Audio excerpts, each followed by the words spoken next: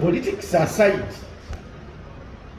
nze bwe ntunuulira amaanyi biddi n'okuluma obujiji Alex Waiswa Mufumbiro bwassaamu ng'ayogera ku Mpuuga Mathias bateekwa okuba balinayo ekirala ng'oggyeko ebyobufuzi balinayo ekirala ekibatawaanya. Kino tukkirize tugaane. Alex Waiswa Mufumbiro bw'aba ayogera ku Mpuuga olabira ddala ng'aluma n'amannyo okulaba nga Mpuuga agwira ddala ekigwo kiri Ssemagulu. Ebintu bino ebyatandikira oluvannyuma lw'okujja Mpuuga ku bwa LOP anne gafuluma nti beezibika kuba commissioner sente omwavu obukadde 5 obwazaalira Mpuuga ebitukula Makayi byazaala ku nsiko. Emikono gyongedde okukuŋŋaanyizibwa egibajjamu obwesige. Kinajjukirwa nti ekifo kino Mpuuga kyalimu nga commissioner previously kyali kya Zaake ow'emukono ono nno nga y'omu ku banfanfe ba omukulu Robert Kyagulanyi akulembera ekisinde kya NUP. Najjibwamu obwesige era ye agamba baamugyamu obwesige nga tewalina mikono. Kati Mpuuga omu ku bakomishona bali mu kukuŋŋaanya mikono ng'ekikwekweto kino kikulembeddwa omukulu Theodore Ssekikubo ku nsonga eno okulaba nga agibwamu obwesige. Amazima ekintu kino singa kinaagenda mu maaso Mpuuga n'agibwamu obwesige, gano ge mazima tukkirize tugaane. Mpuuga's political career is in danger. Oluvannyuma lw'okugibwa bwa LOP n'azuulibwa nti alina obukadde 5 bwe yeezibika. Weewaawo nga waliwo ba MP kati bavuddeyo bagamba nti obukadde buno Parliament yabuyisa, naye abantu bagamba nti yadde yabuyisa naye kiri immoral, si kyampisa okulya ssente ezo zonna nga bannayuganda beeyaguza lujjo. Weewaawo nga Mpuuga alina naye bafanfe be ba Bedwanika, naye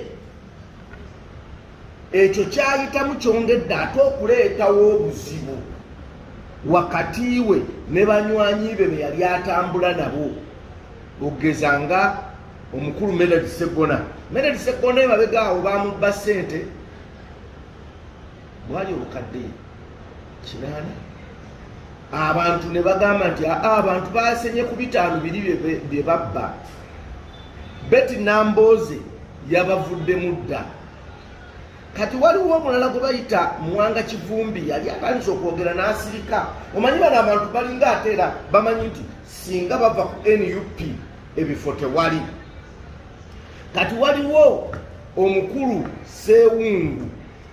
Sewungu naye ebintu bino bitandise omutwalira mujjukira y'omu ku banoonya emikono egijja Mpuuga mu buyinza. Kati bannamasaka batandise okugamba nti Sewungu tosobola kuva mu munnamasaka munno, Sewungu tosobola kuva mu muntu gwe mubadde mutambula naye mu DPUID, Suubi Solida n'ebirala, DP Buloko n'olyoka omuvaamu bwoto. Kati batandise okugamba nti Sewungu ewaabwe basezi batwala n'abalamu, batandise omusala ebigambo. Manyi politics bwatyo bwali. So ekyampuuga okulya ssente tekiri mu kutabula ye yekka, naye ne banywanyi be kitandise okubaleetera ebizibu.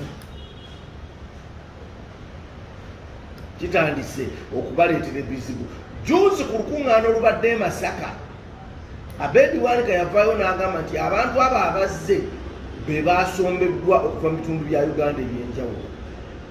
So ebitaano bifuuse semusota guli mu ntamu bitandise okulanda okutwaliramu bannalumanya ne basaalumanya byebyobufuzi naye nze kana akabonero bagiyita KPJ Dream Goals Consult Limited tutunda ttaka nga tusinziira wano Kawempe okuliraana ofiisi za NIRA tulina ettaka essango sango obeterawo obulenzi kilometers 6 n'otuuka ettaka we liri amasannyalaze weegali ettaka lya bukadde 6.5 ate nga lyakyapa tuli ku ssimu 0700 34 10 ne 0757 62 92 95 jangu otuguleko ettaka olwaleero owone ove mu kipangisa bino tubyogera nga bwe twejjukanya ku byabadde Nansana Uganda abantu gye bamenyeddwa amayumba ate ng'era bwe tujjukira ebyali ku Railway era nga tujjukira n'ebyali e Lusanja so jangu ofuna ettaka ly'ekyapa ekyapa ekitudde ku Mailoland kitegeeza nti ettaka liryo bwoya eryenkomeredde so n'olwekyo mukwano gwange jangu weefunire ettaka lino liri 5/10 ate nga lyakyapa tusangibwa wano Kawempe okuliraana ofiisi za NIRA pozi tulina ne Semuto ziri kilometers 3 okuva e Kampala okutuuka e Semuto kilometers 3 zokka ate ziri kilometers 2 zokka okuva ku Chorus okutuuka ettaka we liri amasannyalaze n'amazzi weebiri wano puloti ziri mu levels 2-3 farmland ya bukadde 4.5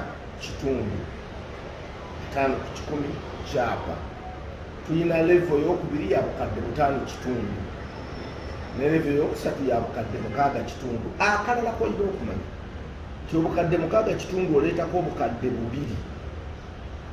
then ezisigadde n'ozisasula mpola ezisigadde n'ozisasula mpola batuyita KPJ Dream Goals Consult Limited tusanga wano Kawempe okuliraana ofiisi za NIRA